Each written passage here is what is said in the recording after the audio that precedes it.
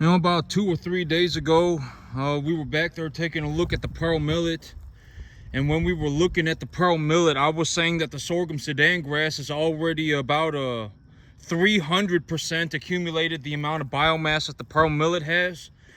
And it's been about 2 or 3 days, and as of this point, I would say that the sorghum Sudan grass has accumulated maybe 1,000% more biomass than the pearl millet has.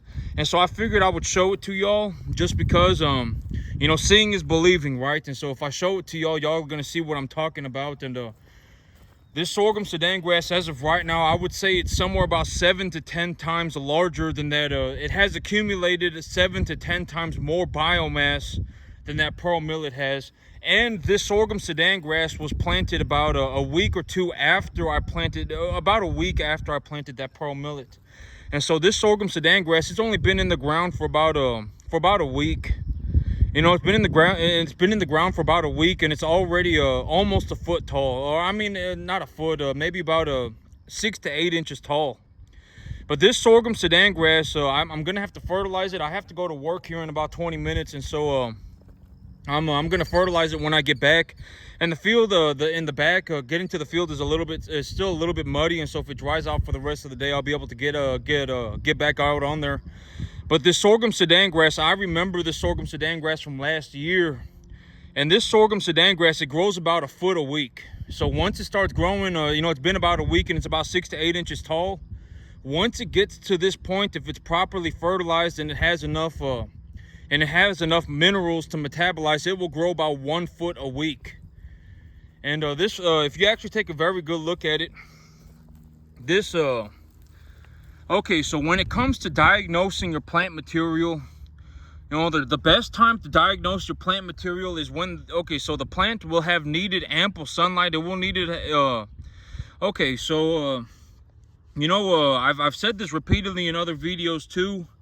And I've always said my answers don't change. I rely on the same, you know, the thing about objective information is that objective information is true practically under any circumstance. I mean, across the broader plane of reality, it does not matter what you think. If it is objectively correct, it is objectively correct. And so when I look at my field, you can see these little spots on the leaves, right? You can see these little spots on the leaves. When I see something like this, I know that this is a nutrient deficiency. What exactly is it? I do not know off the top of my head. I believe it is potassium, but you can see it across the entire field. You can see the little spots on the leaves. And so that is but this is how I do it. When I look at the plant, I diagnose my plant material, and then I go on Google and I look it up. That's it. I go on Google, I look it up, and if it says it's a potassium deficiency, it is a potassium deficiency.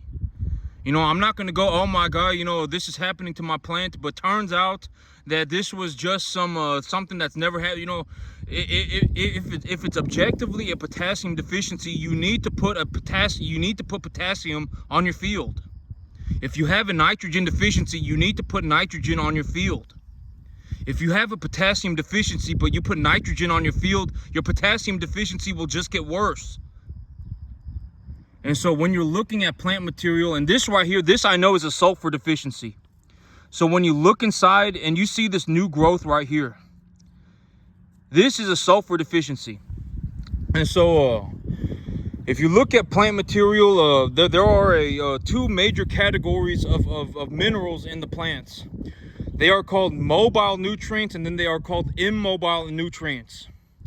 An immobile nutrient, if the plant is having a deficiency in an immobile nutrient, it will not be able to pull the mineral from its other plant material to supply it to the new growth. And so if the new growth is having problems, if you are looking at a plant and you are going, oh, well, you know, this is the new growth of the plant right here, right? That little part of the plant is the new growth of the plant. If that portion of the plant is having problems, then it is likely either a calcium or a sulfur deficiency. And on my field particularly, it is more than likely a sulfur deficiency. I have yet to ever even see a calcium deficiency even come close. Now, I haven't even seen any indications of a calcium deficiency ever on my field as of today. I have not seen it ever. And my soil pH is about at a 7.4. And so when I look at this, I understand what I need to do, right? I take a look at my plant material. It takes me 10 seconds. I got something that I need to double check on Google. I need to check what these spots are. I know that these spots, I know that they are signs of a nutrient deficiency, and I can see it across my entire field, right? I can see it across my entire field, so that nutrient deficiency needs to be addressed, because as this plant grows, that nutrient deficiency will continue to get worse. You know, this is something that, you know, I've been saying repeatedly, that if you have a potassium, or even if you have a sulfur deficiency, if you have a sulfur deficiency, but you think it's a nitrogen deficiency, and you apply nitrogen and not sulfur, then your sulfur deficiency will get worse and your plant will still not grow. And so, you know, when you look at a plant, you need, you know, I've said this repeatedly in the past, but you need to diagnose your plant material correctly. You need to diagnose your mineral deficiencies correctly. Because if you apply minerals on your field incorrectly, it does not matter what you put on your field, your plants will not grow. They will not grow. I mean, they just won't. And so when I take, you know, let's take a walk this way, and I'll diagnose plant material over here too, right? So when I look over here, right, same thing. All of the plants have these little spots on their leaves, right? Little spots on their leaves, and the new growth is losing color. It's fading out, right? It doesn't look very healthy. When I look at this grass, okay, so if I looked at this grass and I said everything is going good, that would be not good, right? Nothing is going good right now, right? I mean, I'm not gonna say nothing is going good, but if I looked at this grass and I said, oh, this is good, that would be a bad situation to be in, because that would be, you know, like, okay, so if I walked out onto a field with a farmer, right, and they said that they were a farmer, and, you know, we took a look at this field together, and I didn't say anything, you know, most of the time, if you know, I almost always, when it comes to, you know, doing things, I want to gauge what I'm dealing with, right?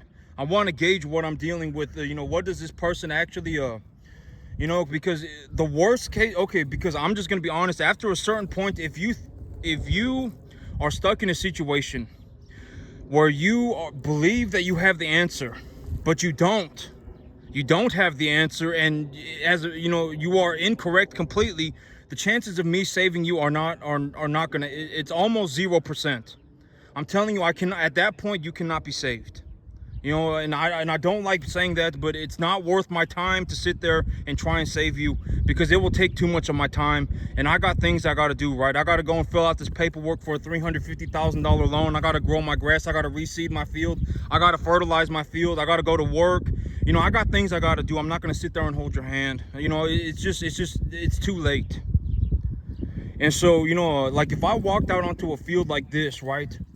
If I took a look at it within 3 seconds, I know what I need to do, right? I mean, this is what I'm saying. By by the time that you get very good at farming, what needs to happen is that you need to be able to do things in real time. I'm gonna have this much water over the week, right? There's a 90% chance of it raining tomorrow. The average temperature for the week is going to be about 87 in the afternoon and about 70 something or 73 in the evening. You know, my grass is at this stage of development. My field has this much moisture in it. If I apply this fertilizer, you need to be able to do things in real time. And so when I go out and I take a look at my field, within 10 seconds, I understand that something needs to be done, right? And so, because I've seen this happen repeatedly. There was, before I gave up all hope on helping people, before I gave up on, I'm not going to say all hope on helping all people, because some people can still be helped, but I mean,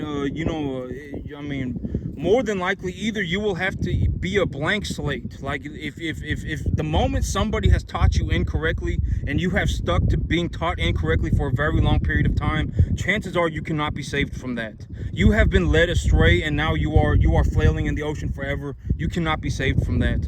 If you are a blank slate, like if you legitimately showed up and you didn't know anything, if you didn't know anything and you didn't have any bias or anything, like you didn't know anything, and you legitimately just were completely a blank slate, right? You were a complete blank slate. At that point, you could learn how to do things correctly very fast.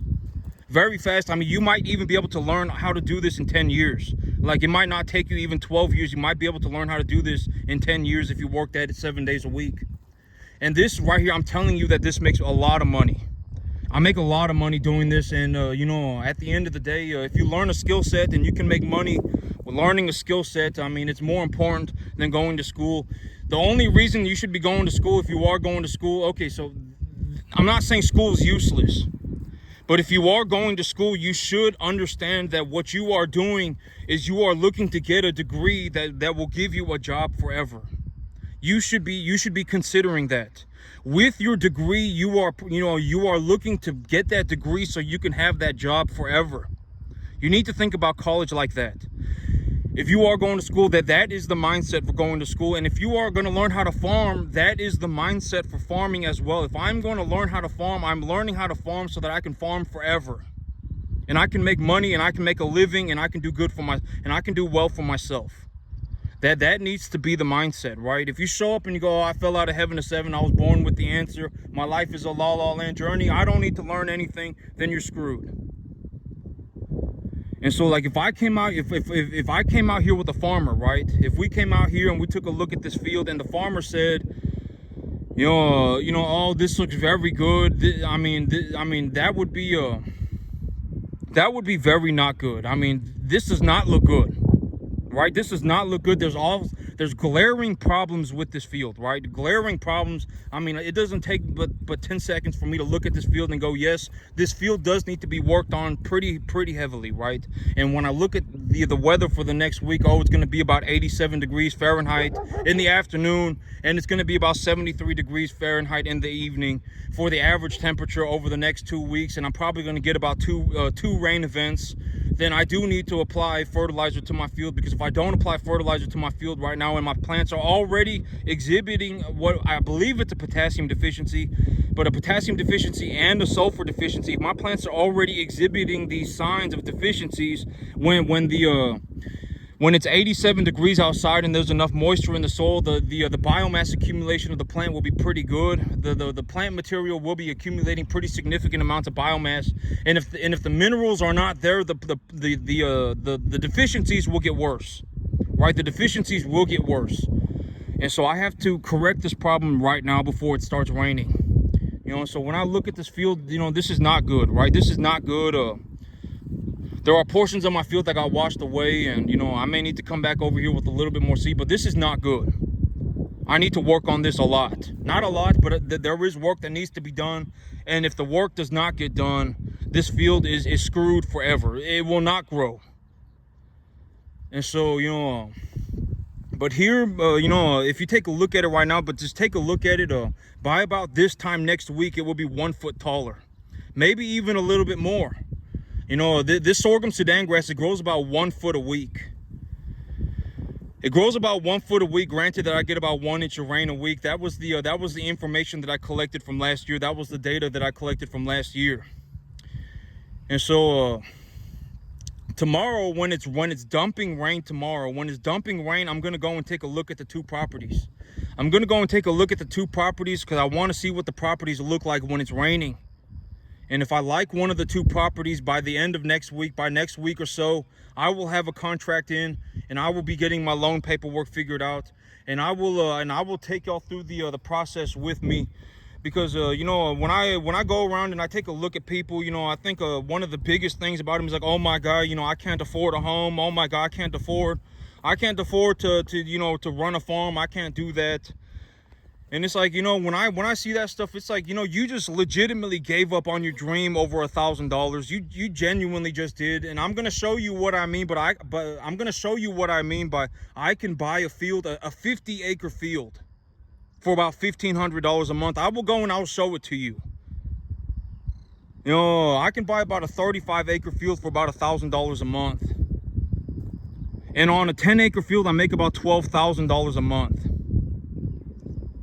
And so this is what I'm saying. Like, if by the time you have started to even pile the BS on top of yourself, if you continue to do that for a very long period of time, what will happen is that the pile of BS, the pile of nonsense will get so large that you will get trapped underneath it and you will not be able to get out of it. And when it comes to doing business, always look to do business with rich people. Do not go and do business with poor people. You know, okay, because here's the thing, right? I always say rich rubs off and poor rubs off as well, right? Rich rubs off, but so does being poor. If I walk up to somebody and they don't even have $1,000 and they see me and they go, oh my God, this guy must, you know, this guy is the best farmer that I've ever seen in my life. The best farmer, never seen anything like this before, making, you know, like $12,000 a month. They are going to go into desperation mode, right? Oh my God, you know, I don't have $1,000 and he's got, you know, he's making tens of thousands of dollars every month, and they're going to go into desperation mode, right? And all they know is being poor. They, you know, they're not going to be like, oh, if I write this guy a $30,000 check right now and I ask him to help me, then you know, I could legitimately double my money over the next year. And if I even you know, realistically, I will probably suck. And if I suck and I only accomplish half of what needs to be done, I will still make my 30 grand back, right? The poor people cannot think. They are so desperate and they are so stuck under a massive pile of BS that they cannot think like that. Most of the time they can't. You know, they're not going to be sitting there going, oh my God, you know, what they're going to see is, you know, they're going to see, you know, they're going to see me, and then they're going to go, oh my God, the greatest farmer that I've ever seen in my entire life, the best farm that I've ever seen, making tens of thousands of dollars every month. I mean, you know, making, you know, six-figure amounts of money every year. And then they're going to get desperate, right? Oh, well, you know, maybe if I had the money, my life would be better. Oh man, you know, but if they had money, their life wouldn't change. I mean, they would be right back to where they are. I mean, this is why one of the biggest things that I'm looking to do is teach y'all how to think for yourself, right? You have to think for yourself. They're not going to, you know, I can almost guarantee you, if someone does not have $1,000, they're not going to sit there and go, you know what, I need to find a way, some way, do or die, I need to find some way to to write a $30,000 check so I can write this guy a $30,000 check and he will help me. And even if I only accomplish half of what he's doing and he helps me doing this, then I will still make all of my money back. And if I do well for myself, then I can legitimately make like if I make $15,000 for the year or $60,000 for the year, then I have essentially made a 50 to 100% return on my money, right? Poor people are not going to end it. But if you listen to me talk, you're going to hear me talk like that all the time. You know, if I invest $1,000 here, I can make $15,000. If I invest, you know, $1,500 here, I can make $20,000. You're gonna hear me talk like that all the time, and you know, but that is the rich, you know, and you know, one of the things about being rich is like, you know, you always want to get to a point where you know, even if nobody's gonna help you, you still want to be able to take care of yourself. Even if nobody's going to help you, you still need to be able to walk out into the world and make $20,000 to $30,000 a month. You need to be able to, because a lot of people are not, you know, they're not exactly the most sane and helpful people, right? They're not going to be sitting there going, oh my God, I should write this guy a $30,000 check so that he comes and helps me. And if, you know, and if I manage to do half of what he's doing, I will still have made all of my money back and I will have developed a skill set. And if I do a little bit better, then, you know, they're just not going to be thinking like that. They are going to be sitting in desperation mode under a massive pile of BS almost every single time. I mean, almost every situation. There was one time that I went out and I actually took a look at a man's field, and you know, I was still a bit naive, and I went out there and I took a look at this man's field, and you know, he had a 20-acre field. I diagnosed his plant material for him, you know, and I gave him an estimate that was very low. I mean, I did not realize that you know. Well, I mean, but his field, it was already Bermuda grass. The Bermuda grass, it grows via rhizomes and stolons, and so if you have a field of Bermuda grass, that Bermuda grass will spread across your field very, very, very well, and it will come back every spring and it will go until the winter, and then when it's winter time, it will die when it gets too cold. And so this man already had the grass out there, so I didn't have to plant any grass. I didn't have to plow any fields.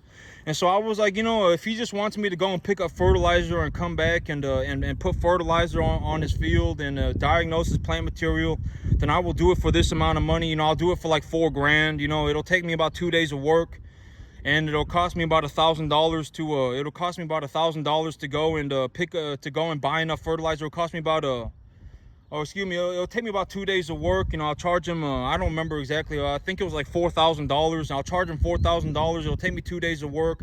I'll have to go to the fertilizer plant and pick up 1,500 pounds of fertilizer and come back, and And this guy's sitting there, oh my God, $2,500, I need a discount. And I'm like, at that point, it's just goodbye. There is no saving you. You're done forever. You cannot be saved. I legitimately, that was the best. I'm never giving a deal like that again. That is not going to happen ever again. I thought about the numbers and I was like, you know what, if I had done that for this guy and he had gone out and pulled 4 bales of hay per acre on his 20-acre field and done that twice, he would have gotten 160 bales of hay. And and bales of hay at that time were selling for like $100 a bale. He would have made a 400% return on his money. But here he is, default moron, doesn't know what's going on, believes he has the answer. I mean, horrible situation, right? And so, I'm never giving a deal like that again. And no, I'm not giving out free estimates anymore. If you die tomorrow, I don't care. I'm not leaving my backyard to go and help you. I legitimately make, a few $100s a day just working on my backyard. And I got to fill out paperwork to get another loan. And I still got to go to work. And I still got things that I got to do. So I know I'm not going to hold your hand. I don't care if you die tomorrow. I'm not going to hold your hand. And so that's it from me today, YouTube. Y'all have a good one.